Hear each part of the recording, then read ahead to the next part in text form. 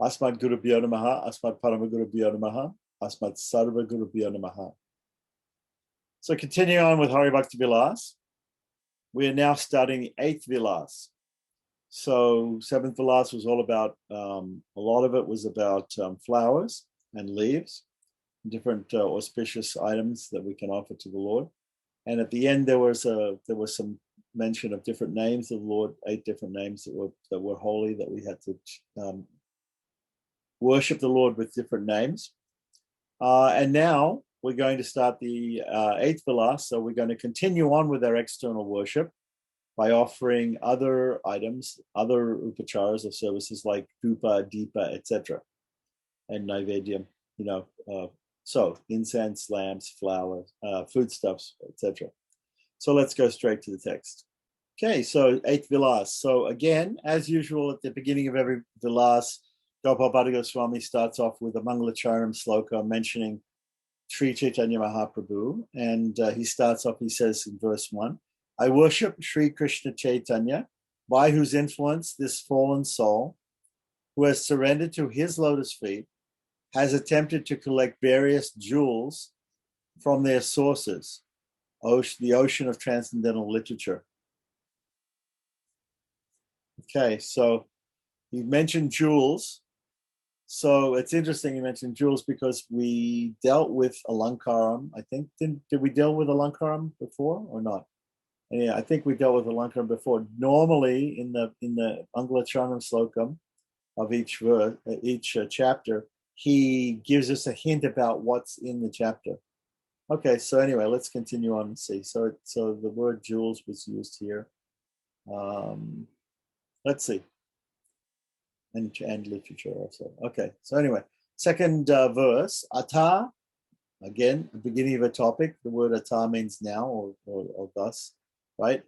Dhupanam. Dhupanam means incense, offering of incense to the Lord. So as normal, he's probably going to give some direction or some definition or whatever. While offering incense to the Lord, one should wave the incense in circles up to his navel while ringing a bell with the left hand and chanting the holy name of Krishna. Right? Krishna Sankirtayan Gantam Vamahastena Varayan. So Gantam Vamahastena, the bell is in the left hand. Right? Tan Mudra Arpayet, after showing, he didn't mention it here, but it says after showing the mudra for Dhupa, for offering the incense. Okay. Dhupa Musujya. Okay, so then text 3 and 4 from Barvar Parishta Bahuricha. It is actually Bahuricha Parishishta. Okay, so this is Bahuricha. Richa, the word richa means a rick, which is a line out of the Rig Veda. It's usually called a rick.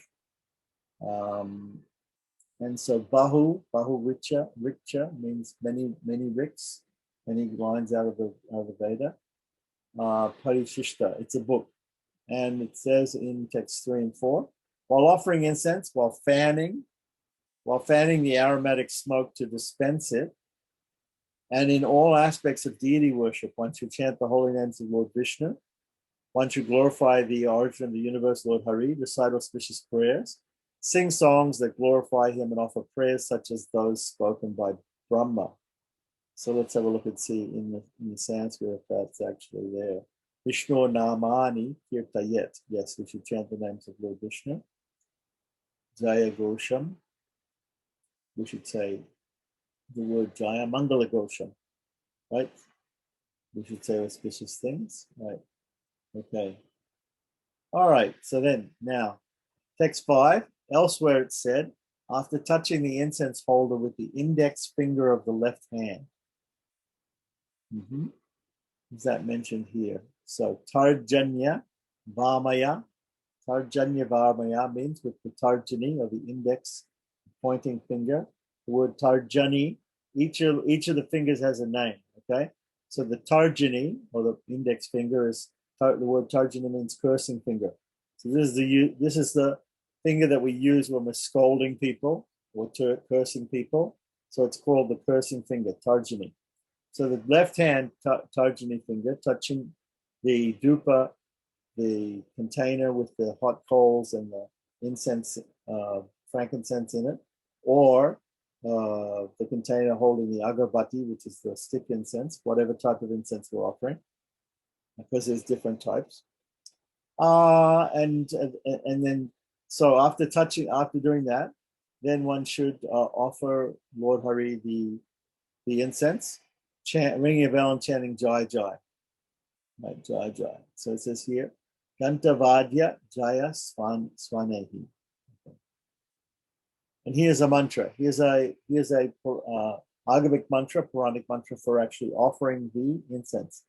Vanaspati Ratsatpano, Gandadyo, Ganda Uttamaha, Agreya, Sarvadevanam, Dhupoyam, Pratigrihyatam. Right, oh Lord, kindly accept this incense, which is meant to be enjoyed by godly personalities, and which is made of the essence of trees, plants, and fragrant flowers, where we get the different scents from.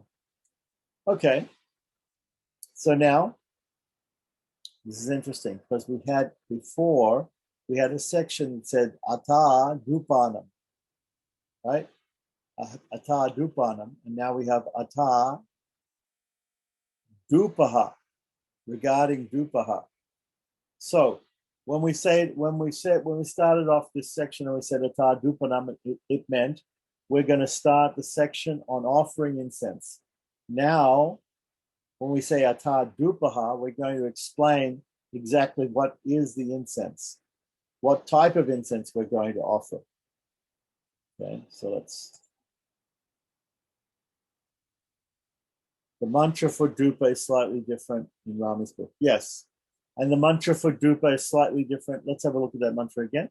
Okay. So normally in the Archana Padidi that is used in the Gaudiya Mass, we see Vandas Padiratsatpano, Gandatye Ganda Uttamaha. Right? Agriya Sarvadevanam Dhupoyam Patikrihyatam. Here it's Vanas Padiratsatpano, Gandadyo Ganda Uttamaha, Agriya Sarvadevanam Dhupoyam Patikrihyatam. Now, because, but only the first line is different. Okay, so the thing is, these are Agamic mantras. These are classical Sanskrit mantras. These are not Vedic mantras. There's also a Vedic mantra for offering Dhupa, right? But this is the non-Vedic mantra, and non-Vedic mantras, they can differ. They can be changed. Vedic mantras, however, cannot be changed. The Vedic mantra is going to always be the same. Whereas you might find slight different variations in the classical Sanskrit mantras, the ones from the Agamas and Puranas. Okay, so let's continue on with text 7 regarding Dhupa in the Vamana Purana. It mentions Dhupa is made of Jatamamsi, Gugula, Daru, Sihaloka, Aguru, Shakara, Shanka, and nutmeg. Dhupa made from these is very dear to Sri Vishnu. So all those different items, right, can be made into Dhupa. These are different ingredients, different fragrant ingredients. So text number 8 from the Mula Agama. Mula Agama, I'm not never sure if there's a thing.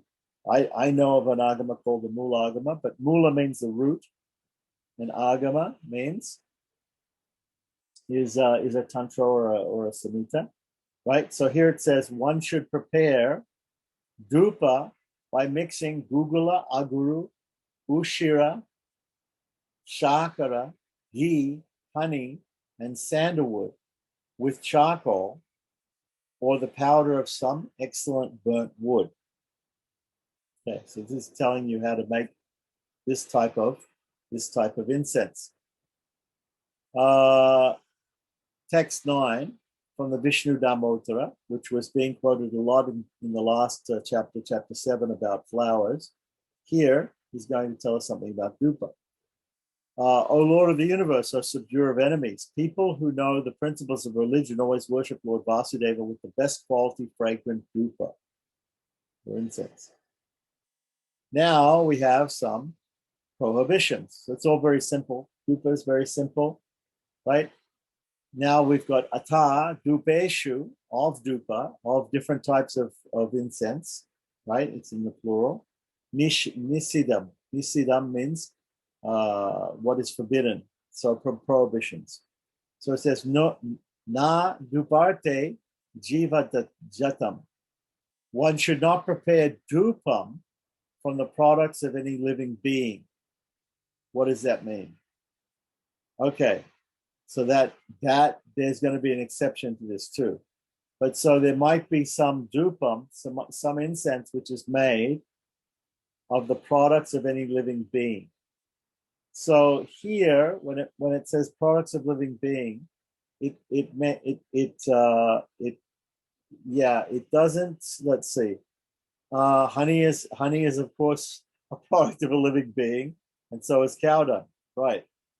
So I think what it's trying to say is it's trying to say here that we should not use products that involve the killing of living beings, right? Because here below we're going to get musk as an exception, because musk comes from the gland, one of the glands on an animal, and you have to kill the animal to get the musk. Okay, so exception in this regard in text 11 says, except for musk, which comes from a type of deer, the musk deer, all other products derived from living beings, we can say derived from the killing of living beings, right, should be rejected. That's what it means. Now, text 12 from the Kalika Purana, it says, one should never offer to Lord Madhava dhupa, or incense, made from the bark, resin, or extract of the sala tree. So continuing on with text 13, from the Agni Purana, it's stated, an intelligent devotee should not offer dhupa to Lord Krishna made from the leaves, branches, or bark of the shalaki tree, as well as from grass, such as ushira, or from the extract derived from the shalka tree. So we don't really know what these trees are, but anyway, you're not supposed to do it. Text 14 to 15, the Mahatmyam, or the glories of offering incense to the Lord. In the Narasimha Purana, which is an Upa Purana, there's a conversation between Markandeya and Shatanika. Right, and he says, O foremost of kings, those who devotedly offer incense or dhupa made of mahisha, gugul, ghee, and sugar to Lord Narasimhadev, right, first go to Vayuloka riding on a chariot and accompanied by celestial women, after being freed from all sinful reactions, and then ascend to the abode of Lord Vishnu, where they are greatly honored by the residents. The next verse, text 16 from Skanda Purana says, O best of kings, those who offer dhupa made of camphor and black aguru to Sri Krishna in the age of Kali attain the liberation of having the same bodily features as the Lord, which is called Swarupya Mukti. So, text 17, I guess that's a continuation from Skanda Purana. By offering incense prepared with ghee and gugul to Lord Janardana, devotees attain his eternal abode. Text 18. 100 generations of a person's family become delivered if he offers with love and devotion incense made from camphor, aguru, and sandalwood powder to Lord Hari every day. Text 19 comes from Vishnu Dharmottara from the third kanda, the third chapter, third part of it. It says, if best quality dhup is offered to the Lord, then all of one's desires become fulfilled. By offering the Lord dhupa made of turuska, one obtains the merit of performing an agdistoma sacrifice. Again, that's a type of soma sacrifice. By offering best quality artificially scented dhupa to the Lord. I don't know where it comes with artificially scented, but anyway. All the desires of the worshipper become fulfilled. Okay, text 20 to 23 says, by offering camphor powder to the Lord, one receives the merit of performing a horse sacrifice, and offering gugul to the Lord in the spring. One achieves the merit of performing an Agdistoma sacrifice. One who offers dupa made of sandalwood in the summer receives the merit of performing a Rajasuya sacrifice. The offering of dupa made of Turaska in the rainy season awards one advancement in all aspects of life. By offering camphor to the Lord in autumn, one receives the merit of performing the Rajasuya sacrifice. Okay, so there's all these benefits from offering different flavors of incense. And the way we're offering this is we have some sort of hot charcoal and we're putting camphor powder on it. Even just camphor has a nice smell, natural camphor, right? Google is a type of dupe, granular dupe like frankincense, which you get in South India. It's also called sambrani in South India. And then we have some of these others that we're not, sandalwood, of course, in the summer, because sandalwood is considered to be cooling. Sandalwood paste, so sandalwood incense is considered to be cooling. And this Turaska, I'm not really aware of it, but apparently you offer it during the rainy season. So here's some different types of incense which are offered at different times of the year and the benefits. Text 24, Hemante Mriga Darpena. Okay, offering musk, Mriga. Mriga means a deer. So Hemante is the dewy season. There are 6 seasons in the Indian year, right? Below there, it's also got Shishire. Shishire is another season. So each of one of these 6 seasons, there are 2 months of the year for each season. So by offering musk to the Lord during the dewy season, a devotee achieves the merit of performing a horse sacrifice. By offering Aguru Dupa in the winter, blesses one with the merit of performing all kinds of sacrifices. Text 25. Those who offer dupa to the Supreme Lord achieve prosperity in this life and access to Vaikuntha in the next. As the flame or smoke of dupa goes upward, the devotee who offers dupa every day advances towards an exalted destination as a result of his devotional activities. Now, in the Prahlada Samhita, which is apparently, I've never heard of this book, but it's apparently a book to do with Prahlada, but it's Samhita. So one who offers dupa made from tulsi wood obtains the merit of performing 100 sacrifices and giving 10,000 cows in charity. Text 27 says, a Vaishnava should always make the temple of Lord Hari fragrant with the offerings of dupa. After doing so, he should honor the remnants of the dupa. He should honor the remnants of the dupa. Now, there's a few different ways you can do this. Honoring the remnants of the dupa. What are the remnants of the dupa? Now, after we offer the incense to the Lord, if the incense is still producing a smell, we can also smell the smell of the incense, like we take the prasadam of the Lord. If it's offered to the Lord, that incense becomes prasadam, and then we can smell it. If there is some incense which is still left over, we can burn it. If after it's been burned for the Lord, we can burn it for ourselves, and we can smell that smell as prasadam. We can honor it in that way.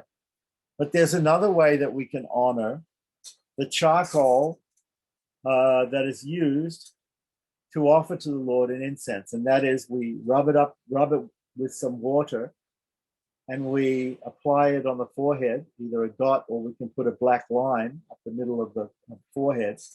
And this is done in the Madhva Sampradaya. This is called Dupashesha.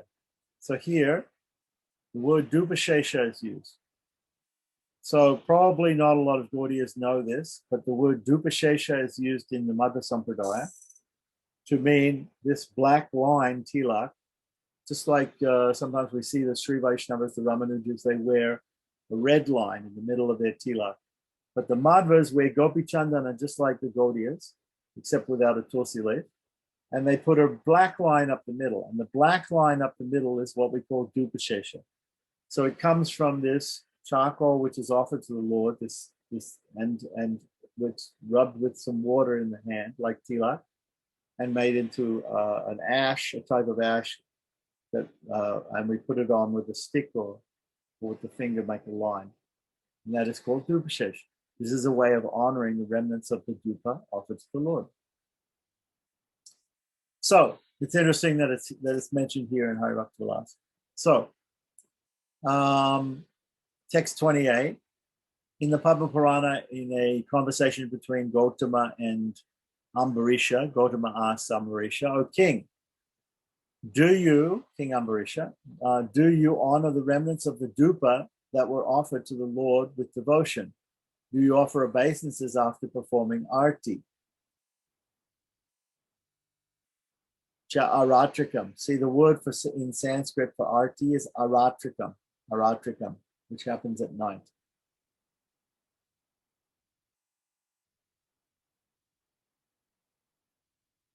Yes, the charcoal which is being used to put the incense on.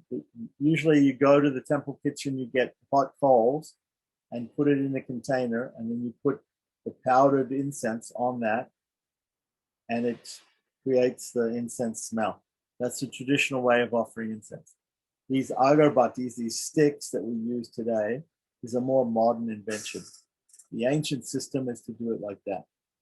So in any case, if you have the remnants of the charcoal, it's black, it's been burned, so you can make that black wine. That's called Dupashesha. So text 29, a Mahatmyam on offering dhupa or incense in the temple of the Lord. A devotee who offers dhupa or incense made of from black agaru within the temple of Lord Vishnu, the husband of Lakshmi, will be delivered from the ocean of material hellish material conditions. And another Mahatmyam for honoring the remnants of the dhupa, also from the Padma Purana's conversation between Gautama and Ambarisha, says the following, text 30.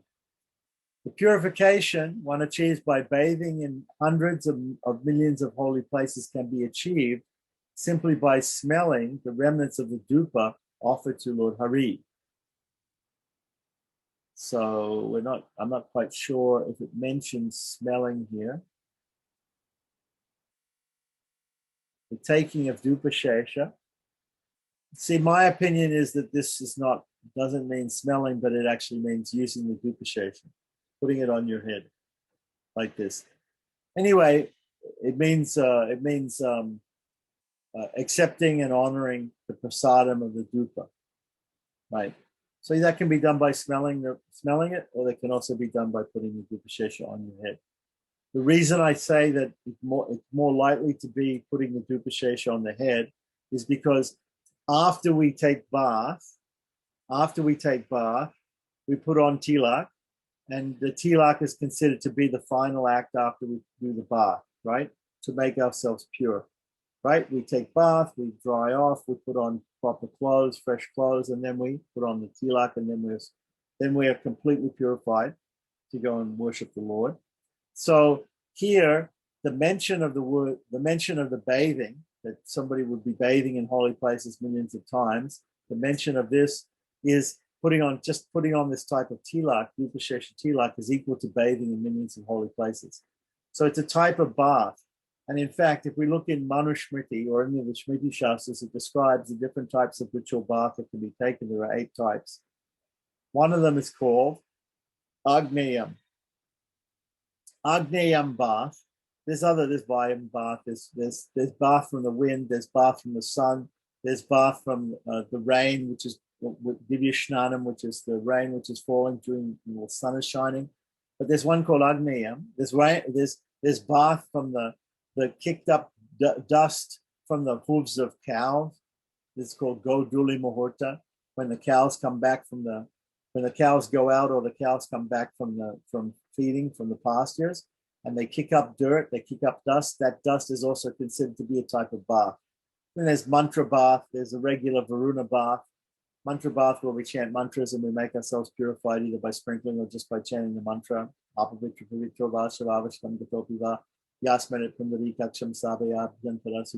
Guru Purana, right? There's that bath. Then there's bath, the sprinkling, Apohistamaya Bhuvastano Jigaratana, we'll be doing the Sandyavandanam.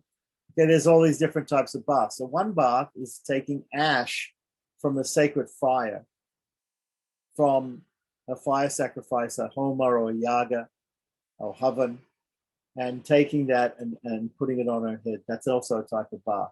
So here it's talking about Dupashesh again, and it's saying that this is like a type of holy bath, much better than the other types of holy baths. So text 31, he whose entire body is perfumed by the sweet aroma of remnants of dupa offered to the Lord has nothing to fear from any place, whether it be heaven, hell, or earth, heaven, earth, or hell. Text 32, he who regularly smells the sweet aroma of dupa after offering it to Lord Vishnu will not suffer from any difficulties in life. Text 33, there is no scarcity of happiness for a person who enjoys the remnants of dupa offered to Lord Vishnu, whose transcendental activities are most wonderful. Such a person need have no fear of any mental or physical distress. Text 34. Those who honor the remnants of dupa, flowers, and water that have washed the lotus feet of Lord Hari have nothing to fear from wild animals and thieves. So very often when you go into a temple, they're going to offer you the tirtha, which is the charanamrita, the padodaka. Padodaka means it's pada, feet, odaka, udaka, water that's washed the feet, or charanamrita, right? The nectar that's charana, that's washed the charana, the feet of the Lord, like that. So that is mentioned here, water that washed the lotus feet of the Lord. Flowers, if you go into a temple, they'll give you charanamrita, or what's called tirtha in South India. It's the water that's washed the feet of the Lord, or wash the whole body of the Lord. The flowers, they'll give you remnants of flowers, and you will be able to smell the incense that's being offered to the deity after it's been offered to the deity. And in some places they may even give you some of this charcoal dupashesh, which you can use as to anoint yourself. And when you attend a yaga or a fire ceremony at the end, sometimes the priest will give you this dupashesh. So text 35 from Hari Bhakti Sudadaya, right, says, if people are bitten by the poisonous snake of material life, smell the sweet aroma of dupa offered to Lord Hari, then the Lord destroys that poison, which is in the form of material distress. Not only those, text 36, not only those who offer dupa to the Lord, but even those who watch them offering dupa attain the same result. So you don't actually have to offer the incense. This will be described later on. So you don't actually have to offer the incense, but if you just see somebody offering the incense, that's good enough. So here ends the section on dupa. Now we're going to the next section. Next section after dupa normally comes deepa. When we have the different lists of the services that we offer to the Lord, sometimes there are 16, 12, 10, 5. A lot of times we'll see 16 different types of services which are offered, called Sodasupachara. Then we can have Dwadasupachara, Dasupachara, Panchupachara. Panchupachara is also very, very common. In Panchupachara, we also get this Dupa Deepa, Pushpa, Ganda Pushpa, Dupa Deepa, Naivedya. So Dupa Deepa always comes together. Similarly, in some forms of worship, many lamps and many incense is offered in many ways, and lamps are offered in many ways or at many times. In the system of Pancharatric worship, in a sadasana system where there are 6 different sections to the worship, in each one of these 6 sections, incense and lamp is offered. If you see that that's in the Pancharatric system, which is normally done by Sri Vaishnavas. Okay, if you go and see the Madhvas, they will offer many, many, many lamps. They'll offer a lamp, and a different type of lamp, and another type of lamp, a different shape of lamp, a different number of wicks. Many, many, many, many lamps. So there are different methods of doing puja, according to different customs and traditions and sects and sampradayas. And we follow the one that our gurus, our teachers instruct us. And so here is just giving instructions in general about dupa and in general about deepa. So now we're going to talk about offering the lamp. Ata deepanam, the offering of lamps. Okay, so it says here, like dupa, like incense, one should offer a deepa or lamp to the Lord while ringing a bell in the left hand. So same thing, it's offered in a circular fashion, or it can be offered in a slightly different way to light up the form of the Lord. because many of these ancient temples or places where there were deities were dark. But in any case, we show the particular part of the Lord, and we also offer the lamp to him. It's a auspicious greeting. So while ringing the bell in the left hand, one should chant the appropriate mantra and display the proper mudra, just as we did with the dhupa. We show the mudra first, then we pick up the lamp, and then we offer it, saying the mantra. And offer the ghee lamp. Here it said ghee lamp. So there are different types of lamps which have different fuels in them, either ghee or oil sometimes, right? Beginning with the Lord's lotus feet up to his eyes. Now the difference is here, it was said before that the incense should be offered only up to the navel, and we shouldn't put it directly in the face of the Lord, right? And then here it says from the lotus feet to the eyes of the Lord, so completely the whole body of the Lord, from the feet to the head, right, with the lamp. So that's the only difference between the way the lamp is offered and the way the incense was offered. So now we have another mantra, another Puranic mantra, just like the other one that we had. Both of them end in this pratigrihyatam, which means I'll offer you, right? So we had dupo yam pratigrihyatam before. Now we have deepo yam pratigrihyatam. So it goes like this. And also there are some differences in the first line. For instance, we normally see Swapakasha Mahatejaha, but here we have Suprakasha Mahatejaha. Suprakasha Mahatejaha, Sarvatas Timirapaha, Sabhaya Bhyantara Jyotir, Deepo Yam Pratigrihyatam. Okay, so that means, please accept this lamp, which is very bright, full of effulgence, the destroyer of darkness, and which illuminates both internally and externally. Now we have text 39, right? We have another statement here. According to one's capacity, one should light a ghee lamp with the wick coated with camphor, right? So when you make a ghee lamp, the wick is made out of cotton. And you can twist the wick, and you can make the wick pointy so that it will make a nice flame and then burn nicely. And then you can sprinkle a little camphor on that. Kapurena gritena va. It says here kapurena gritena va, right? In actual fact, it says here, he's translated that as a wick coated with camphor, but I would say it says kapurena gritena va. The word va means ore.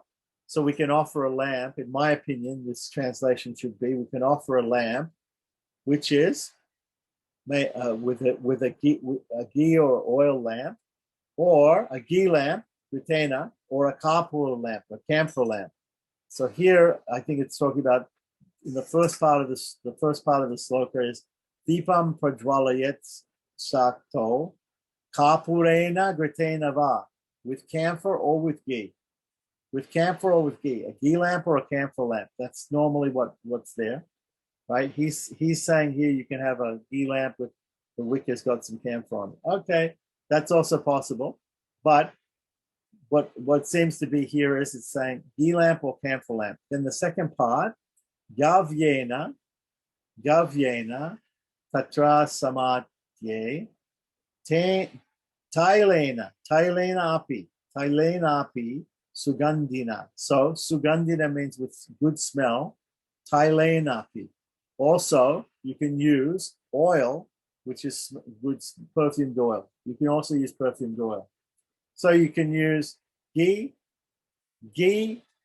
camphor, or perfumed oil for the lamps, like that. Sometimes now in North India, sometimes the lamps are made, the oil used is mustard oil. Sometimes the lamp in South India is used is gingerly oil, or what we call sesame oil. Right. But in general, we use ghee lamps and we use camphor lamps. We can also use oil lamps. And they can even be fragrant oil lamps. Okay, so in Naradiya Kalpa, in text 40, it says here, one should faithfully offer dhupa, incense, made with google mixed with ghee, and deepa using cow's ghee, right? It says here in the second line, go gritena, go grita, go means cow. So go grita, sagritam gugulam dhupam. Simple. That you mix Google, which is a type of frankincense, with ghee, and make dhupa and make incense.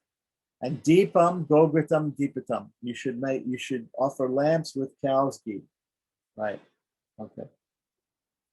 So using cow's ghee to the Lord and his associates. In Bhavishya Purana, it's stated in text 41, O king, one should offer a lamp to the Lord using either ghee or oil.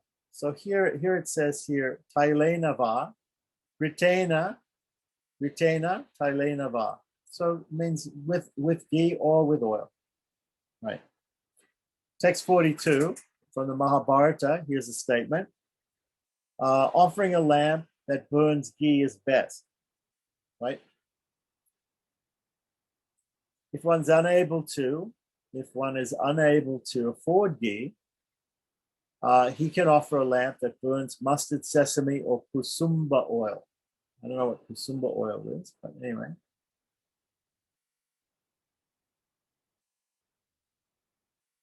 Okay, text 43. There's some prohibitions with lamps. So, ata dipe nisidam. From the Bhavishyottara Purana, it says, one should never offer a lamp that burns bone marrow or animal fat. Right. So there might be, in the ancient times, there might be these people who are offering animal fat or bone marrow. And even today, there might be some candles that people buy that might have some animal products in them. Please don't use those. That is forbidden. So text 44, also from Mahabharata, it says, those who wish for material enjoyment should never offer a lamp with bone marrow or animal fat. That doesn't mean that if you're a pure devotee, you can offer these things. It just means those who are offering, as stated before, we should not offer those type of candles or lamps. So in Vishnu Dharmottara in text 45 in the third kanda again, it says one should not offer a lamp having a blue or red flame to the Lord. So there might be a reason for this. I'm not sure whether the blue or flame or the red flame is coming because of the burning of certain chemicals or certain ingredients that are there, which are not considered good. But in any case, we should not offer that type of flame.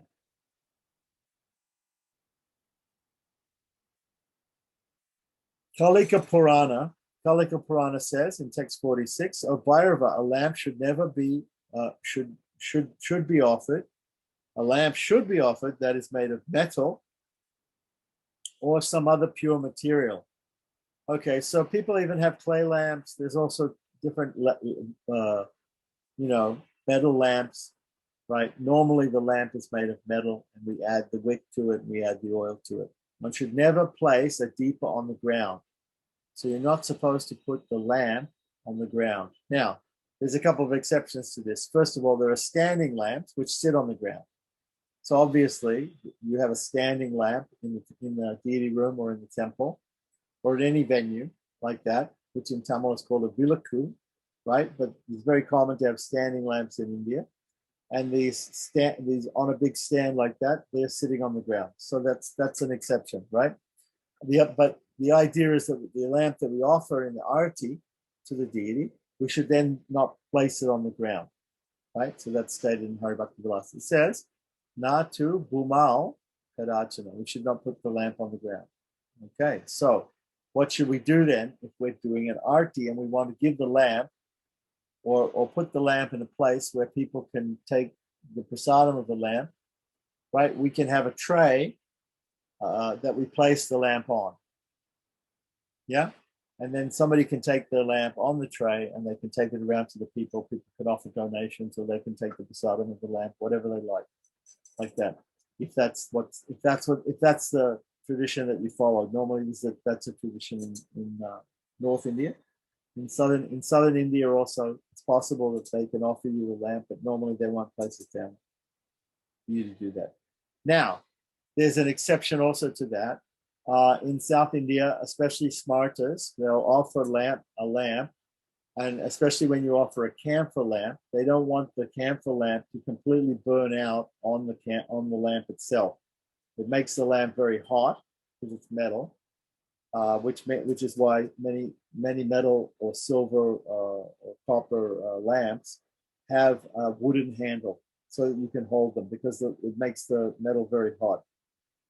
You'll see when they do the arti to the Ganges at Benares, or to the river in Chitrakoot or Ayodhya, or even when you go down to the river Yamuna at night when they're doing the arti at Keshigat, they have a big lamp, and the lamp is made of metal, and it gets very hot because it's made of metal and it's got burning wicks on it. So what they usually do is they get a towel and they dip it in water and wrap it around the handle so that they can hold it. So you can see this also when you go to Rishikesh. They do at Hari Ki Pyari Ghat in Rishikesh. They are offering arti or in Hardwar, Rishikesh. I think it's Hardwar maybe. Anyway, they're off in Hardwar. They're offering arti to the Ganges. Okay, so but in any case, we should not put the lamp on the ground. So even if the lamp gets hot or something, we should hold it in the hands. We should have a way to hold it so we don't burn our hands, or we should place it on a plate and not put it directly on the ground, because it's a holy thing. It's been offered to the Lord. So Ata Deepa Mahatmyam, we're now getting the glories of offering lamps. So from Skanda Purana, in the conversation between Brahman and Narada, it says, by offering a lamp with camphor, right? And it says here Kapurena, so it's there in the Sanskrit, to the Lord of the demigods, meaning the Supreme Person Krishna, the Supreme Personality of Godhead, right? One who obtains the merit of performing a horse sacrifice and delivers his entire family. So the next, in another place, it's stated in the next verse 48, O king, one who offers a lamp before Lord Krishna is liberated from all sinful reactions. At the end, he goes to the effulgent abode of the Lord in the sky, Vaikuntha. From the Varaha Purana, in text 49 and 50, it says, O Devi, O beautiful one, a person who offers me with devotion and a controlled mind, a deep or a lamp, does not fall into the darkness of illusion during the next 7 lifetimes. So he gets a get out of jail free card for 7 lifetimes, and he doesn't fall into illusion. Those who faithfully offer a ghee lamp to me will achieve either Brahmaloka or Svetadweep. And they're great destinations, Svetadweep especially, which is considered, it's like the spiritual world. Text 51 from Hari Bhakti Suradaya, it mentions, by offering its light to the self-illumined Supreme Lord, a lamp, increases the understanding of the worshipper and destroys the darkness of illusion born of sinful activities. So lamp also has an esoteric meaning, which means it lights us up with knowledge, with spiritual knowledge. So again, from Narasimha Purana, text 52, says, listen carefully as I explain about the merit one receives by offering a ghee lamp or oil lamp. See, it says here, Tailena. It says, Gritena, Tailena, Va'ata. Again, it says ghee or oil. By offering a ghee or oil lamp with full devotion to the Lord. Okay, so continuing on, text 53, such a person is freed of all sinful reactions and becomes as brilliant as thousands of suns.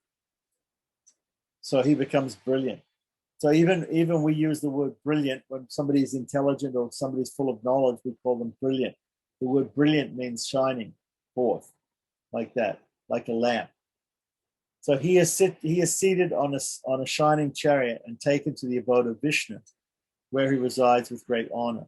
Text 54, again from Prahlad Samhita, we have this statement: O son of Adaitya, meaning Prahlad is the son of Adaitya, right, of a type of demon, Hiranyakashipu, right? He was born in the family of demons, although he's a great devotee of Lord Vishnu. So a person who offers a lamp that burns tulsi wood achieves the merit of offering thousands and millions of ordinary lamps. Text 55. A Vaishnava should first offer a ghee lamp then offer his obeisances to it. So after offering the ghee lamp becomes the prasadam of the Lord, becomes non-different from the Lord, becomes like the Lord, right? Becomes what we call tadiya, the remnants of the Lord, or prasadam, right? Tadiya means the of the Lord, right? And therefore we should offer our obeisances, our respects to it. Now we can either do that by lying flat on the ground, or offering panchanga pranama or astanga pranama, or we can simply fold our hands like this in front of our Anjali mudra, right? Prayer mudra in front of our hands like that, and pay respects to the lamp. Just watching the offering of Drupa, says here, he's written here, it does say that in the second part of this sloka, it says, watching the offering of Drupa or incense awards one's merit. Watching the offering of Deepa awards one the same merit as the worshipper. So just as we said in the last section about offering incense, we just have to see somebody offering incense and we get the same result as that person who offers the incense. So we just have to see a person offering a lamp and we get the same result as offering the lamp. Text 56. Some Vaishnavas during the grand arti ceremony, which here is called Mahanirajanam. It's called Nirajanam or Mahanirajanam, right? This is what offering lamps is called, Nirajanam. Or Mahanirajanam means the great ceremony of offering lamps. Desire to worship the Lord by offering a ghee lamp to his head and then his body. So it's offered to his head and then his body. So in circular fashion like that. Some places they'll say start at the feet and then come up to the face like that. This is the way we normally see the Lord. Like that, there's a very famous story about Tirupan Alwar, who's one of the great saints in South India, who never got to go inside the temple, but one day he was taken inside the temple, taken into the deity room, and he saw the Lord for the first time. He composed a song, he composed a prayer, where he praised the different aspects of the Lord, the different limbs of the Lord, starting from the feet, looking up to the head. So this is the way we should have darshan. This is described by many, many different types of Vaishnavas in all sampradayas, that we first of all like to see the feet of the Lord and then look at and finally see his smiling face. So look at the different limbs of the Lord going upwards. Okay, so then text 57 and 58. This is from a book called Rama Archana Chandrika. Rama Archana Chandrika was, I think, if I remember correctly, mentioned in the first or second Vilas, first Vilas, in the first Vilas, where we started to talk about different mantras which were to be taken in initiation. So this Rama Archana Chandrika is available. It's a book of worship of deity worship book for Lord Ramachandra especially. Something like when we get the quotations coming from Augustus Samhita, that's also mostly about the worship of Rama. And these texts are used by the Ramanand Sampradaya in North India quite exclusively. But also it's quoted here in Hari Bhakti Vilas. So here we have, in that book, it describes offering the ghee lamp after offering the incense. So we did the section about incense, now we're doing the section about lamps. So it's very, very common to offer the ghee lamp or the lamp after offering incense. Sometimes we go into a temple and they just will offer the lamp and they're already burning incense, or they've offered the incense at some other time. They don't. So sometimes you don't necessarily see the offering of the incense. You just see the lamp. But in many cases, they offer the incense and then straight afterwards offer the lamp. So here again, it's called aratrikam here, which is made into the Hindi word. This is the Sanskrit word aratrikam, becomes the Hindi word arti. So if we go down here and see the translation, after worshiping the Deepa, worshiping the lamp, right? Which may have one flame or many flames, with flowers and other offerings, one should offer it to Lord Ramachandra. So this is also a system that after you show the After you light the lamp and get the lamp ready to be offered, then show the mudra. After showing the mudra, offer flowers to the lamp, or like a pushpanjali to the lamp, and then offer the lamp to the deity. So this should be done. This should be followed by offering some flowers to the Lord, right? By chanting Om Deepa. It's not flowers to the Lord. We're offering flowers to the lamp, I believe. Anyway, this has to be sort of, I think we have to clarify this. Offering flowers to the Lord while chanting Deepeshwaraya Namaha. Deepeshwaraya Namaha. Deepa Ishwaraya. Okay, so the Lord of the Lamp. The Lord of the Lamp is Deepeshwara. So Deepeshwaraya Namaha. One should offer the lamp to the Lord, especially to his head, while ringing a bell. Continuing on.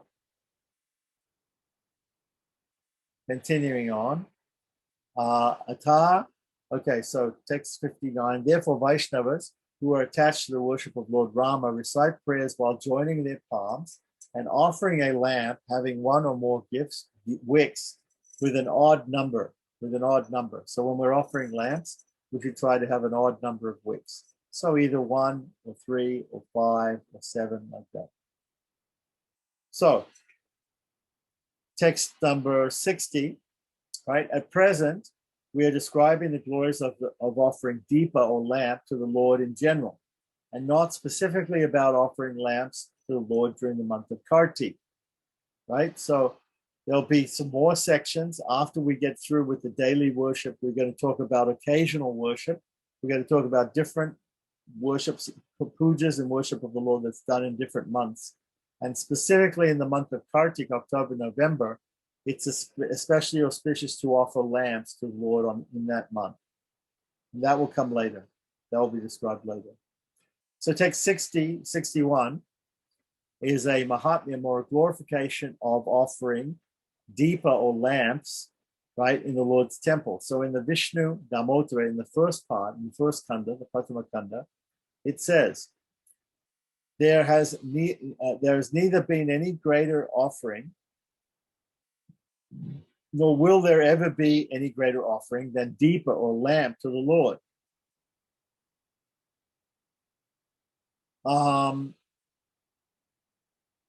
One who offers one or more lamps in the temple of Lord Keshava goes to reside in the heavenly planets and enjoy life there. Text 62. Those who offer a garland of deepas, a deepa mala. What is a garland of lamps?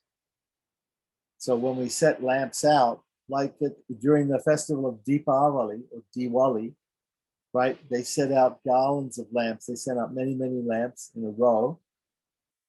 So those who offer in South India, sometimes this is called Laksha Deepa Puja, where we're supposed to have 100,000 lamps surrounding the deity, like that. It can just be 1,000 lamps or, many lamps, let's say. Right. So when those who offer a garland of deepas or lamps in the temple room of Lord Hari will go to reside in the abode of the demigods and receive honor like the moon god. Text 63. One who goes to a temple of Lord Keshava and illuminates it by offering lamps acquires the prowess of Indra in this very life. Text 64 to 67 say, O Yadava, a deepa or lamp shines brightly. The person who offers deepa or the lamp, also receives a brightly shining form and enjoys life in the abode of the demigods. Such a person becomes successful in life, just as one's eyes feel comfortable in an illuminated place. Now, our eyes feel better when there's some light. When there's no light, or if there's very little light, we have to squint and it's difficult for our eyes. So now hear about the piety of one who offers lamps to Lord Krishna on Ekadasi and Dwadasi. This is the 11th and 12th days of the waning and waxing moon, during either the waxing or waning moon. Such a person becomes qualified to board the celestial airplane decorated with many lamps made of jewels and gold and pearls. This is the way to go back to Vaikuntha. To go to Vaikuntha, we go in this Pushpa Vimana, where it's a jeweled golden airplane, celestial airplane. Text 68 and 69. One who offers deepa with wicks made of the lotus stem. Okay, so apparently you can make, sometimes people make these other types of lamps. They make things called a pistadeep, where you get flour, or it can be rice flour, and you make a type of dough out of it. When you make the rice flour dough, and then you put depressions in it, you fill those depressions with ghee, right? Sometimes people will use lotus stems, and they'll put the lotus stem in it like that as a wick, like that. So wicks made from lotus stem, of course, the lotus stem will have to be dried to do that, and soak in fragrant oil, right? Becomes relieved of all the diseases and attains good fortune. When offering lamps to the demigods yields so much piety, there is no doubt that one will achieve even greater piety by offering lamps to the unlimited Lord Vasudeva. So, continuing on with text 70 from the third kanda of the same book, and that book was Vishnu Dharmottara, I believe. Is it Vishnu Dharmottara? Yeah. Again, we're in Vishnu Dharmottara. It seems to be telling us a lot about flowers and also about other items to be offered to the Lord. So in the third kanda, let's see. In the third kanda of the same book, it's stated, lamps give us vision and upliftment. The more a devotee offers lamps to the Lord, the more he makes advancement. Text 71, a worshipper who offers a lamp to the Lord will be honored in Vaikuntha for as many thousands of years as he blinks his eyes while offering the lamp. So we blink our eyes quite often, right? So that many thousands of years we'll enjoy will be honored in Vaikuntha. Of course, this is Shastric hyperbole, of course, because once you go to Vaikuntha, you'll always stay in Vaikuntha, and it won't be a matter of years, thousands of years when you come back. You'll just simply stay there because you'll be liberated. Okay, so in text 72, we have the Brihad Naradiya Purana, a description in the previous life of Yajnaധ്waj, narrated by Bhakti.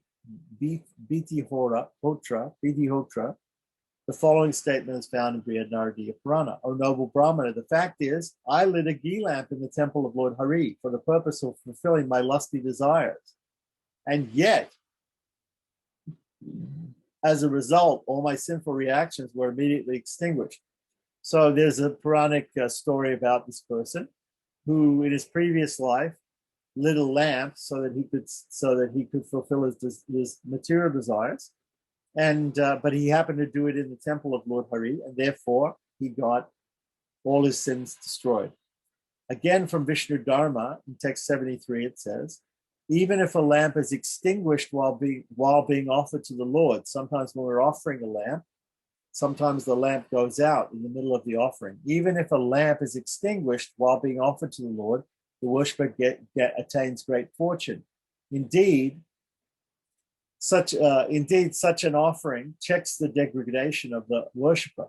So even if it's done imperfectly, if the offering is done, we offer the lamp and the lamp goes out, maybe we try to light the lamp again, but somehow we can't light the lamp. But anyway, normally we would light the lamp again and continue to offer it.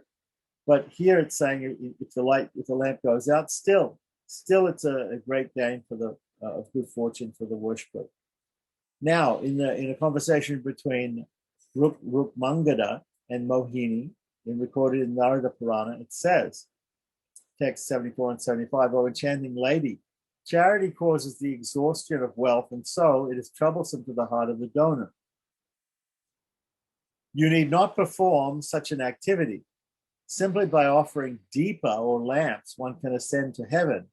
O fortunate one, if one does not have deepa or lamps, he can offer someone else's deepa, someone else's lamps with devotion, because such an offering is better than all types of charity. So offering lamps is better than charity. And charity we have to offer our own possessions in charity. Whereas with a lamp, we can offer somebody else's lamp, and that will also be accepted. So Of course, we should probably take permission from that person to offer his lamp, but we can offer somebody else's lamp even if we don't have our own lamp. Text 76, the glories of offering a large deepa or a big Mahadeepa, here it says, Mahadeepa Pradhanasya, offering a big deepa, big lamp or big fire, right? The glories of offering a large deepa every day, large lamp, and especially on the new moon day. What do we mean by the new moon day? New moon day is called Amavasya. On the Amavasya at night, there is no moon. And so it's a very, very dark night, unlike the Purnima or the full moon, which is very bright at night. So on the Amavasya or the night when there's no moon, right? The moon is not seen, right? If we offer a big lamp to the Lord on that night, because it's very dark, right, in the temple of the Lord, we're now going to describe the glories of that. So here is the glories, the Mahatmya, right, of offering a big lamp. The glories of offering a big lamp. Seems like on Amavasya you should offer a big lamp or more lamps because it's darker. Okay, so in the Vishnu Dharmottara, in the first kanda, it's stated, O king, one should always offer a big lamp to the Lord on Dwadasi and the new moon day, Amavasya, during the fortnight of the waning moon, right? So on Dwadasi, Dwadasi also means the Dwadasi of the waning moon, and here the Amavasya of the waning moon. So that on the 12th and the 15th Tithi of the waning moon of what we call Krishna Paksha, the dark fortnight, such an offering always awards one even greater merit. O king, on Dwadasi of the waning moon and on the new moon day in the month of Ashwin, one should offer a lamp having 108 wicks made of fresh, clean cotton, containing 108 palas of pure oil. A huge lamp. So along with this offering, one should observe a fast and carefully control his senses. So text 81 to 85, continuing on, it says, O broad-minded one, a devotee who offers two large lamps to Lord Hari, as previously described, even once, becomes qualified to enjoy life in heaven for a long time, and when he returns to this world, he is born as one who is rich, influential, and victorious. O foremost of kings, such a devotee continues to shine brightly in his kingdom, country, city, and family, just as the lamp that he offered to the Lord did, right? Just like the lamp, the devotee also shines brightly. In battle, he always comes out victorious. So if he's a warrior, he becomes victorious in battle, Kshatriya. He possesses all good qualities like an exalted personality. O Yadava, O sinless one, such an exalted position is achieved by a devotee, even if he offers only one big lamp to Lord Hari. He enjoys heavenly pleasure and opulence before once again being born in human society. So it mentions offering two lamps in the beginning, but it also says even if you offer just one big lamp. Text 86, O king, it's very difficult to estimate the extent of the merit one receives by offering a large lamp, because the offering of an extraordinary deepa awards such great benefit.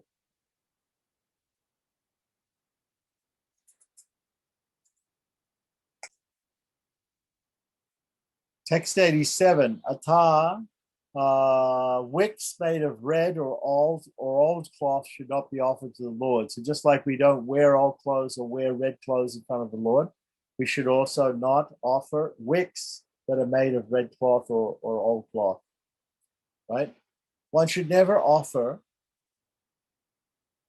to the Lord a lamp with ghee wicks made from old, torn, or used cotton cloth, especially if it is red. So it's interesting. So we shouldn't use torn cloth. That's interesting, because normally if you wanted to make a wick, you'd have to tear up the cloth if you're making a cloth wick. So it seems like you shouldn't make a cloth wick. You should probably use cotton, but the type of cotton that we use is the type of cotton, what we call cotton wool or cotton. It's in England and Australia and Canada, and they call it cotton wool. in the US this is called cotton, but it's loose cotton. It's not made into cloth. Okay, so cotton usually grows like that. It grows in that way, and then it has to be actually spun into thread to be made into cloth. So the natural cotton. Okay, so one who wishes his own welfare should not extinguish a lamp that he has offered to the Lord. So after you offer a lamp to the Lord, you're not supposed to put it out. The smartest, sometimes what you'll see is, as I mentioned, they offer a camphor lamp, and because it's going to get very hot or something like that, when the camphor tablet, they finished offering it, they throw it on the ground. They throw it on the ground there, or they tap it off, onto a plate or something like that, so that the lamp doesn't get extra hot. That's a system seen by smartest. Some people do that with camphor. But as far as other lamps are concerned, we shouldn't let those lamps be extinguished just after they're offered to the Lord. Nor should he take it to another place or let it be extinguished due to a lack of oil or ghee or oil. So we need to feed that lamp. If we have a lamp which has a reservoir for ghee or oil, and we've lit it in front of the Lord, then we should continue to feed it with ghee and oil. So when we have these standing lamps in the temple, these are called pratyaksha deeps. Pratyaksha deep means that the lamp that we always see.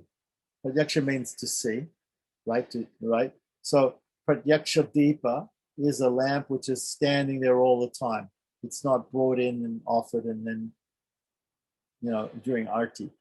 Okay, so he should not allow anyone else to do these things. So you should do it yourself. After you offer a lamp to the Lord, or you light a lamp, a standing lamp, then you should trim the wick. You have to trim the wick. You have to make sure that it doesn't go out, and you have to keep feeding it with oil and ghee. So now the consequences of extinguishing a deepa or a lamp. Now some people, they keep a lamp going on a kanda deep in their puja room or in their temple. They keep the lamp going forever. If you go to Udupi, you see the Udupi Krishna temple. Madhvacharya, over 700 years ago, lit the original lamps in the deity room. They have never been extinguished in 700 years. They keep them going on and on 24 hours a day, like that. Of course, it may be a safety hazard in some places, so you have to be very careful. That temple is completely made of granite, that deity room, so there's no way that anything can burn up.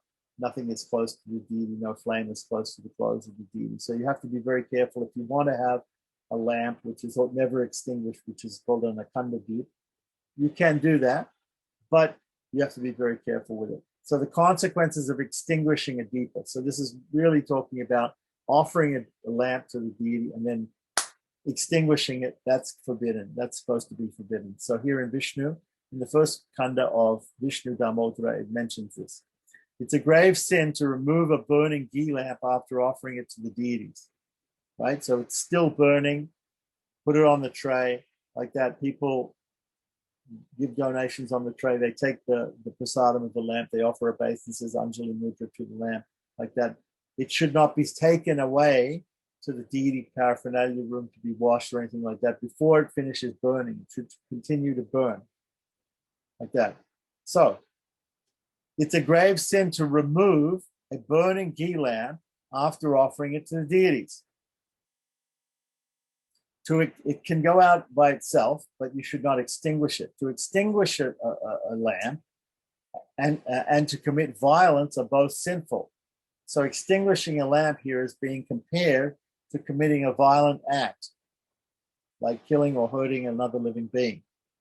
Those who allow a lamp to go out due to a lack of ghee or oil will suffer from cataracts. So the lamps that are kept burning always in the temple, the stand lamps or the akanda deeps, the eternal lamps, they have to be kept fed with ghee and oil. You don't have, the lamp we offer in arti, like the camphor lamp or the ghee lamp we offer in arti or oil lamp, that doesn't have to be. Okay, so there's different types of lamps. One who steals a lamp will become blind. One who puts out rather than letting it burn out on its own will also become blind. Okay, this is the curse on a person who puts out a lamp. So text 91 and 92. says the following statements of Dharmaraja. Dharmaraja is usually Yudhisthira, right? It could also mean Yamaraj, right? But normally it means Yudhisthira. To the residents of hell is found in the Vishnu Dharmottara. Being intoxicated by the pride of youthfulness, you had previously taken a lamp from the temple of Lord Govinda and used it so that you could enjoy playing chess, right? So imagine somebody went to the temple and they saw there's lots of lamps in the temple. The deity doesn't need this lamp. I'll take it because I need to. I'm having a chess game and it's dark in my room, and I want to light up my chess game. Obviously, you had lost all good sense. That is why you are now suffering from hunger, thirst, and freezing cold, having fallen into a hellish condition of life. Right? So the point being made here, right, is that there are some people who go to hell because they've taken a lamp from the temple to use for their own purposes, to use for their own sense gratification, in this case, to light up them to play a game of chess. So, text 93, in the same literature, which was the Vishnu Dharmottara, Sage Pulasya says, O foremost Brahmana, you should always offer lamps in the temple of the Lord Vishnu and never put it out, and never let it go out by itself due to lack of oil. So never, when you're after offering an arti lamp, you never put it out, let it go out by itself. If you have a standing lamp which has a reservoir for oil and everything like that, you have to keep it going. Don't let it go. Don't light a lamp, a standing lamp, and then don't fill up the oil there. You must make sure that it has plenty of oil so that it can burn. 94, text 94. One who puts out a burning lamp that was offered to the Lord before becomes blind, dumb and blind in this life, and at the end of this life, he goes to the darkest regions of hell. There's no doubt about this. So it's being said very, very, very strongly here. Now it says prohibited to place the lamp on the floor. We already said it was prohibited to place the lamp on the floor, but here's a quote from Kalika Purana, which is going to tell us more. O Bhairava, you should have a stand made of metal or some other suitable material, and keep the lamp placed upon it. Never put the lamp on a bare floor. Right? So now we finished the section on lamps. We should also mention that when we offer lamps, there's also a mention in Hari Bhakti Vilas. There's a verse from the Bhagavad Purana, from the Srimad Bhagavatam, which says, lamps, and Krishna says this, I believe it's in the 11th canto. It may not be in the 27th chapter, which is about deity worship, but it's in another section of the 11th canto, where Krishna says, Deepa avalokena, or something like that. Don't offer lamps that are offered to others to me.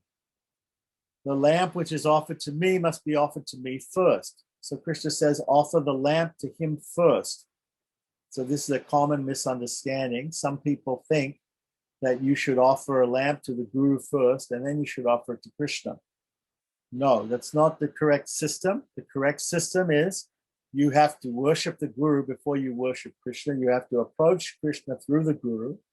Normally what you'll do is you'll do all the worship of the Guru up to the point where the Guru, you can wake up the Guru and offer water for washing his feet, hands, mouth, etc., bathe him, dress him up to the certain point, and at that point, then he assists. He does the worship of Krishna, or he gives you permission to do the worship of Krishna.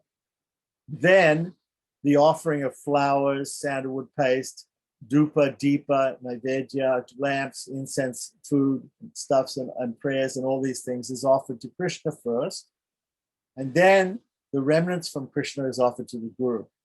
Okay, so the Guru Puja will be a lot of time. If you're worshiping the Guru and Krishna together, it should be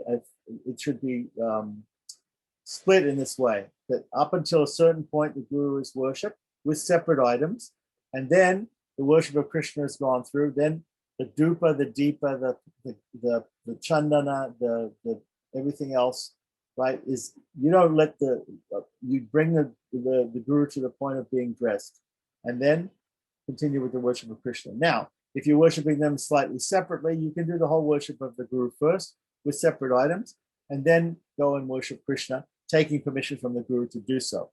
Right. However, if you're worshiping the guru and Krishna together, it's a big no-no to offer a lamp which has been offered to somebody else, even the guru, and then offer the same lamp to Krishna. That shouldn't be done. If you're going to offer a lamp to different personalities, it has to be offered in a descending order. It has to be offered in descending order to the Lord first, and then last to yourself or to others, or to the guru, and then to yourself, like that. So from senior to junior in descending order. That is the way we offer lamps. Okay? Otherwise, we have separate lamps. We can have separate lamps. If we want to perform an harati to the guru first, we can. But it must be with a separate lamp. We should not use that lamp which has been used by somebody else in the service of the Lord. It's a used thing, and used things cannot be offered to God. So now we come to the section on Naivedya. Naivedya means the offering of food.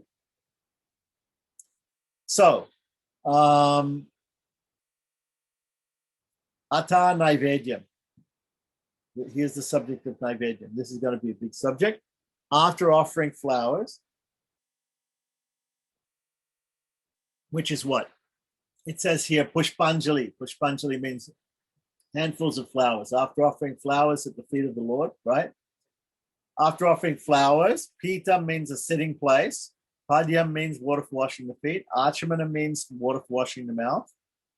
After offering all these things, one should offer, right? This is called Bhojasanam, right? It's this one of the 6 different sections of the external worship. One should offer palatable food, following the prescribed rules and regulations. In this connection, one should also offer some water to the Lord for washing his hands, right? So with Padya Argya Achmaniya, Argya is for washing the hands, Padya is for washing the feet, Achmaniya is for washing the mouth, and then offer the food like that. Now he mentions here in this translation here in brackets, he's getting this mantra from the purport from Sanatana Goswami's Digdarshini Tika. And it says here, Amritopasternamasi. Now, Swaha. So this Amritopasternamasi and Amrita Pidanamasi, these are mantras which are, this is called Purva Poshanam and Uttara Poshanam. These are parts of Brahmana Bhojana. That is when we eat as Brahmins, we have to do this particular type of ritual eating like that. So that is also offered to the Lord. So that's going to be explained a little bit further on. So now we have Naivedya Arpana Vidhi, the vidhi or the actual process of offering the food. Right. So first one should sprinkle some purified water on the food while chanting Astraya Pat, and protect it. That's an Astra mantra, which is a weapon mantra, right? And protect it by displaying the Chakra Mudra. Chakra Mudra with the 2 hands like this or like this, right? Chakra Mudra to protect the food, right? So sprinkle some water on the food and then saying Astraya Pat, or it can be Om Astraya Pat if you like, or it can be Mam Astraya Pat, but usually it's Om Astraya Pat, right? And then show the Chakra Mudra over it. Then one should sprinkle a few more drops of water on the food, purifying the water by chanting Yam 12 times. Okay, so what we're doing here is, it's going to mention that what we're doing is we're doing Soshana, Dahana, and Plavana. So actually some people, what they do is they write Yam on the hand and they pass the hand over the food and say Yam Vayave Namaha, Soshayami. And they write Ram on the hand and they pass it over and they say Om Ramakne Namaha, Dahiyami. And then they put Vam on the hand and put Vam Amritaya Namaha, Plavayami. So they dry, burn, and nectarize the offering before it's offered, right? This is a method like Buddha Shuddhi, creates a perfect, a pure body for ourselves when we worship the Lord. Like prana pratishta, we create by nyasas and things the perfect pure body or spiritual body for the Lord to inhabit and to be worshipped through. And similarly, we want to offer something spiritual to the Lord in terms of foodstuffs. So we want to purify them by doing the soshana dahana plavana. So soshana dahana plavana, this system is one system. Now here, the way it's mentioned here is he says that you have to chant the bija mantras a certain number of times. Okay. So here it's saying now we have to look in the commentary to see if this is actually the method being described. So he says one should sprinkle with a few drops of water on the food after purifying the water by chanting yum 12 times. Next, one should chant rum while displaying the mudra by holding the right palm on top of the left palm. Right palm on top of the left palm. And while doing this, one should think that all the food has become purified of all contamination with the help of fire. After this, one should chant the Amrita Bij. And the Amrita Bij here, instead of being Vam, right, which is normal in Pancharatra, it's the Vam Bij for Varuna, right? It is here Tam. Tam. Tam is I believe, if we remember the Buddha Shuddhi, in the Buddha Shuddhi, which was mentioned in the fifth Vilas. Is it fifth Vilas? I think, yeah. The Buddha Shuddhi used some of these mula mantras, and Tam was a bija mantra for the moon. Okay, so let's continue on. After one displays the mudra while holding the left palm upside down, right, below the right palm, right, there's a type of mudra, right, while thinking that the food is being showered with nectar, then one should purify the food by sprinkling a few drops of purified water on it while chanting the Mula mantra, right? What's the Mula mantra? In this case, again, it's the Gopal mantra, 18 syllable, Kim Krishnaya Govindaya Gopajana Vallabhaya Swaha. In the case of some other deities, it'll be a different mantra. And considering the entire offering to be nectarian, to be turned into nectar. This is how and after this, one should touch the offering plate with the right hand, obviously, and chant the Mula mantra 8 times. Chant the Mula mantra 8 times. And that's very clear here. Mulam, Vara, Vara means again, Astaka. Astaka means 8 times, Japet. He says does japa of the Mula mantra 8 times. Right, so then continuing on, we have now, thereafter one should display the Denu Mudra. There's different ways of performing the Dena Mudra. This is one way of performing the Dena Mudra. Another way is you have some different ways of. This is another way. This is also called Dena Mudra or Surabi Mudra.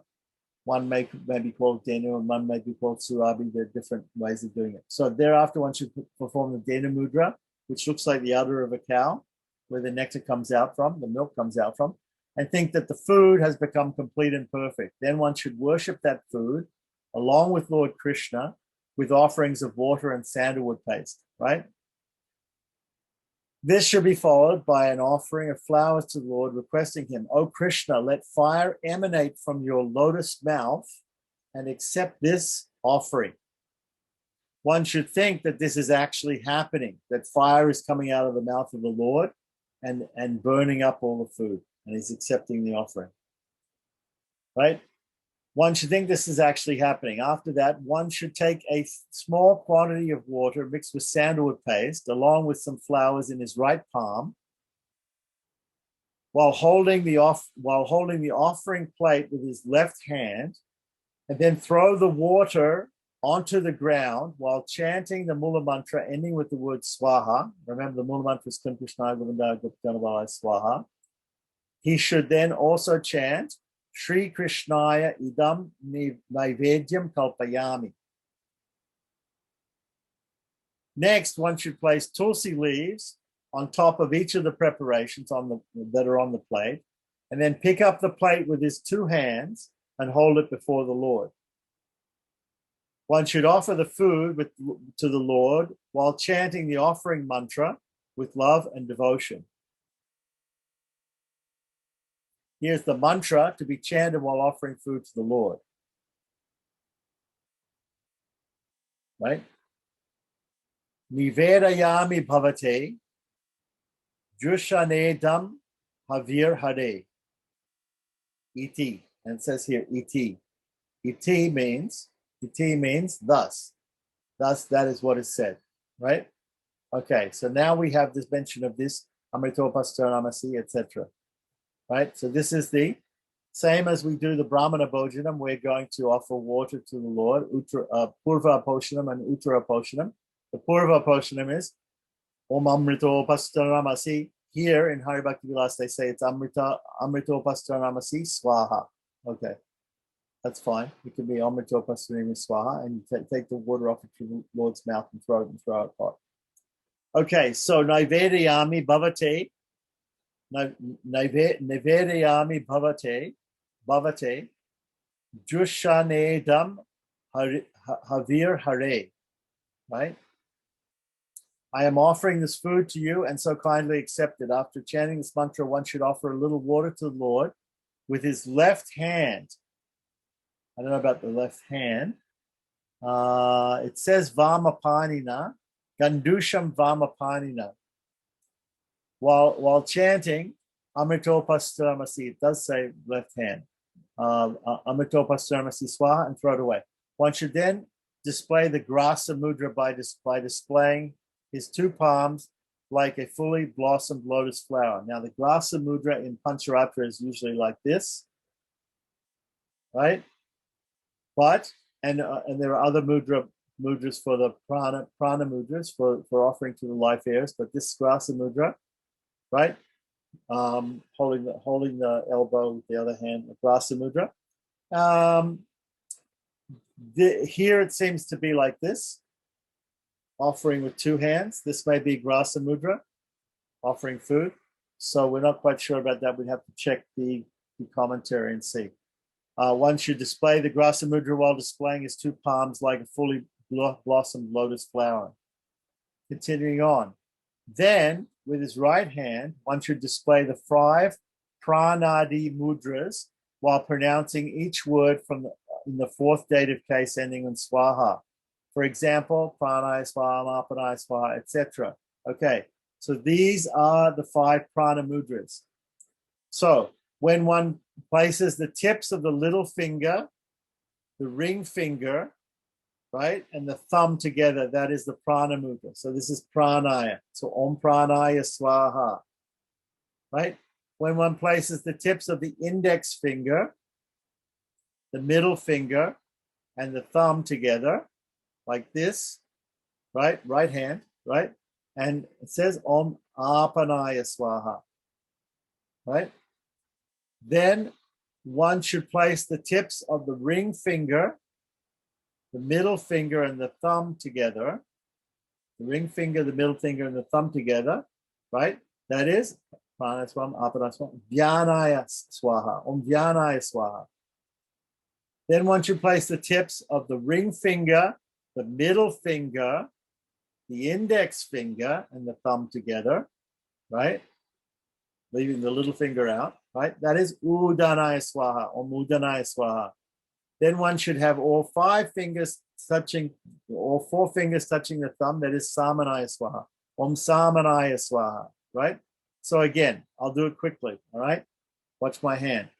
So we have Om Pranaya Swaha, Om Apanaya Swaha, Om Dhyanaya Swaha, Om Udanaya Swaha, Om Samanaya Swaha, Om Brahmane Swaha. Om Brahmane Swaha, Om can be done or not done.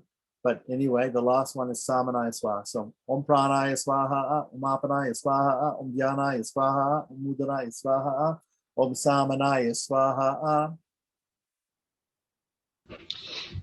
I'm sorry to bother you. Can I ask, can you do this full screen? Turn off the Hari Bhakti Vilasa for a second? Because that way people on YouTube will be able to see it a little bit easier, yeah. Watch my right hand. Here's my right hand. Here's my right hand, right? So first one is The little fingers, the two little fingers, right?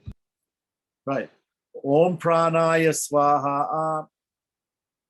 The other two fingers. Om apanaya swaha. Middle two. Vyanaya swaha.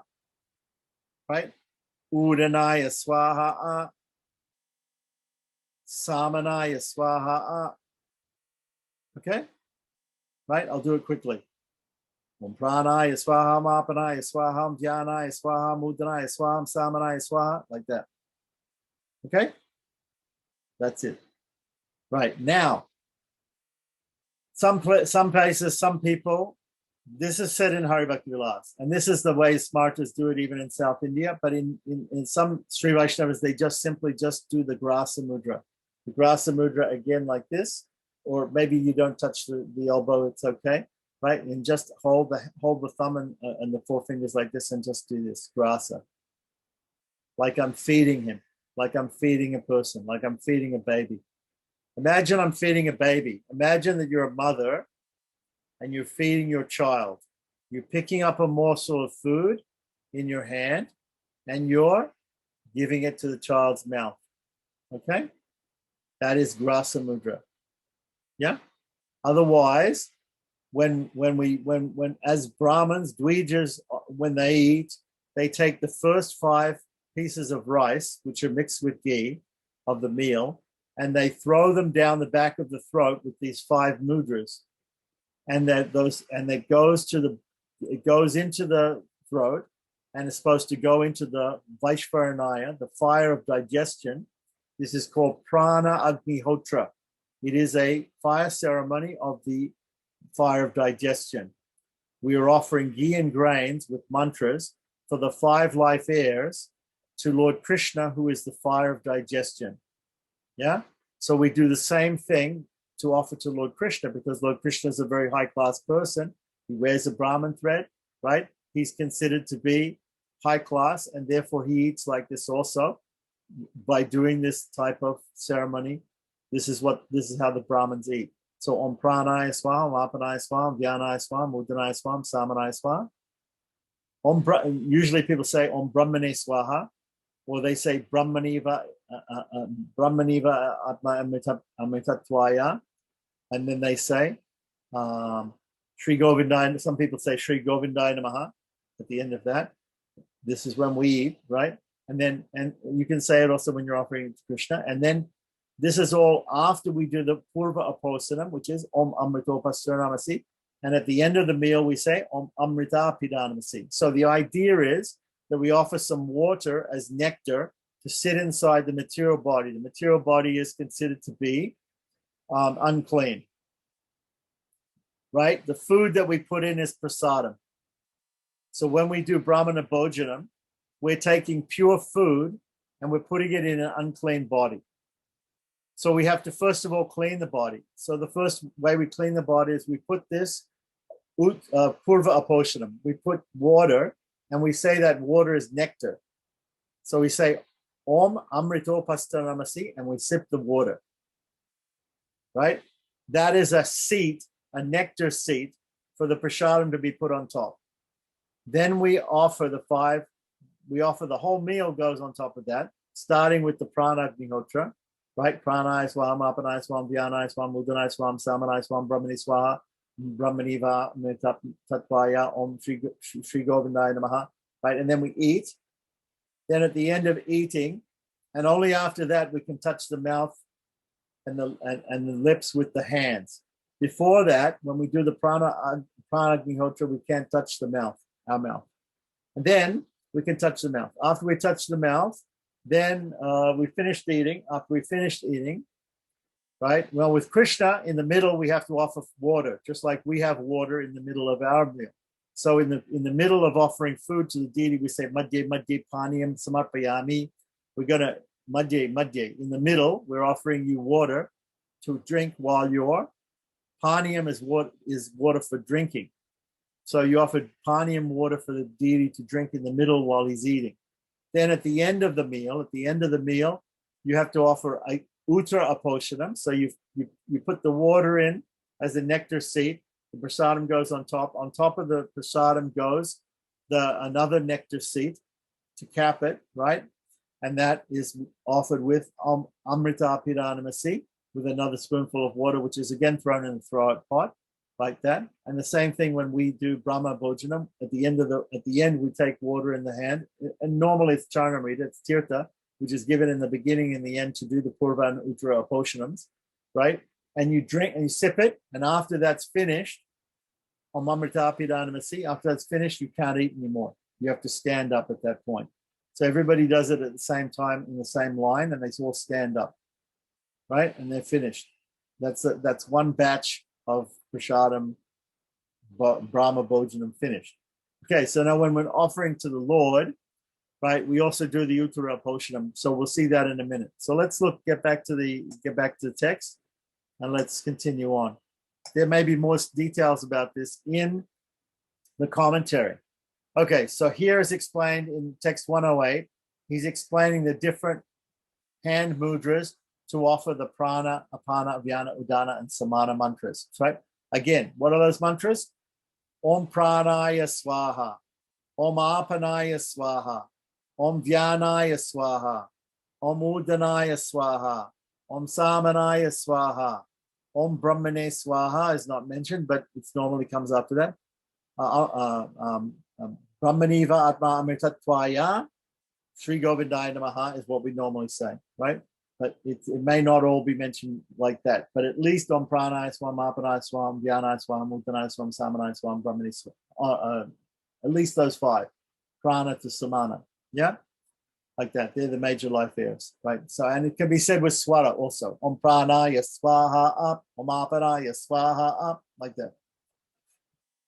Okay, so continuing on with text 109.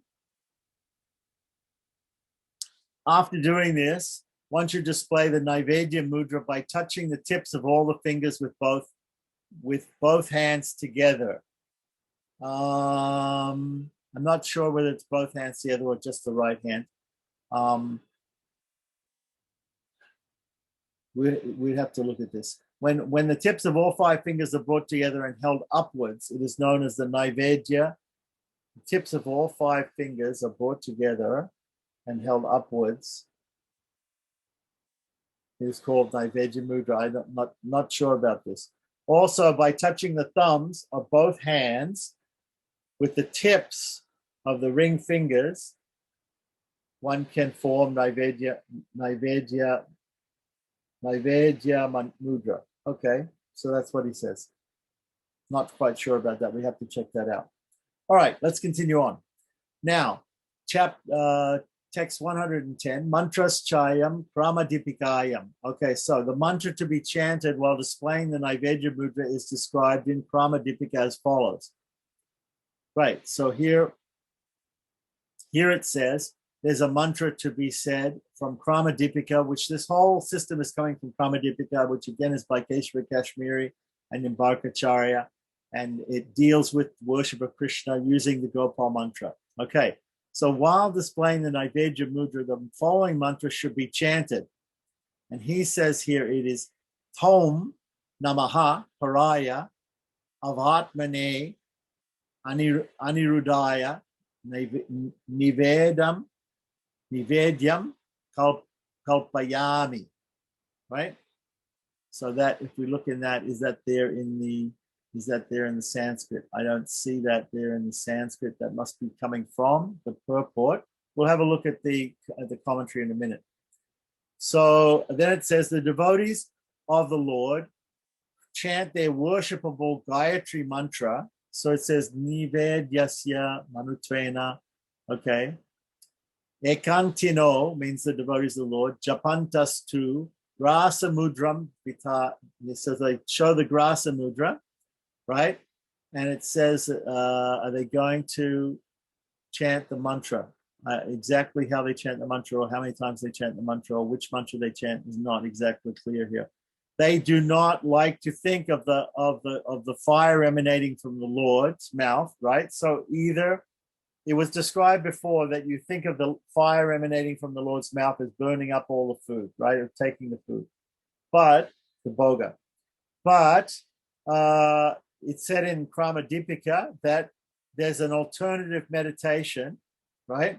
Instead of thinking the Lord, fire is coming out of the Lord's mouth and accepting it all, right? They do not like to think of that the fire is emanating from the Lord's mouth to accept the food offering. Instead, they take great pleasure in feeding the Lord as a humble devotee feeding his master. So they think, while showing the grasa mudra, that they're feeding, just like I was saying, a mother feeding a child, like that. Yeah. So elsewhere it's stated, oh my Lord, please be happy to relish this nectarian food that I am offering you. Here is the best quality white rice, sweet rice, milk cake, soup, chutney, drink, and fresh fruit, along with many varieties of fried rice, spinach, and other vegetable preparations made with ghee, cardamom, black pepper, and other ingredients. Yeah? So, the text 114 from the Garuda Purana, it says, a devotee who is aware of the proper etiquette should ring the bell and glorify the Lord while offering food to him with love and devotion. He should make sure that the Lord's sitting place remains and that the ghee lamp keeps burning until the prescribed time for the offering is over. Okay, so you do all these things, and then there's some time which is given to the Lord to complete the meal, like that, and there should be a lamp burning. Probably incense should continue to be burned, like that, and then the Lord's sitting place should be there as long as he continues to do it. So now we're going to be talking about suitable containers for offering food. So before we look at suitable containers for offering food, why don't we let's look at some of the descriptions here of the offering, and we see, and let's see in the Digdarshini Tika by Sanatana Goswami. So we're at text 115, talking about the different containers for offering the food in. But let's go back just for a second. I want to mention something here. This verse that came from verse 110, which came from Kramadipika, describes this mantra, Tom Namaha Paraya Avatmane Anirudaya Nivedyam Kalpayami. Or Kalpayami, I think Kalpayami or Kalpami, right? It's Kalpayami or Kalpami. Let's just see. I'll look again in the book with you. Kalpayami.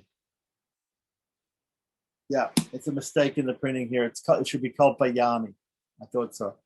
So, Tom Namaha Paraya Avatmane Anirudaya Nivedyam Kalpayami. That's the mantra, that's the Naivedya, that's the mantra to be said when showing the Naivedya mudra,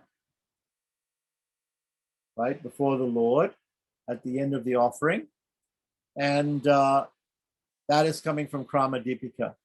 And now that mantra comes out of this verse in Kramadipika. So this verse in Kramadipika, you have to know the meaning of these different words in the verses. It's a secret mantra which comes out of this mantra, this verse here. The secret mantra comes out of the verse, and only if you know the meaning of the different words in the verse, each word has a different syllable that it means, right? And then it will end up being this mantra underneath, like that. So that's why some of the Panchatras and Tantras and Samhitas are written in this fashion, so that people can't just read them. Even if they know Sanskrit, they can't read them and get the meaning out of them. They can't figure out the mantra from them, because the guru has to tell you the meaning of each of the mantras and what syllable it means, and then it adds up to a particular mantra, like that. So it's a secret meaning here.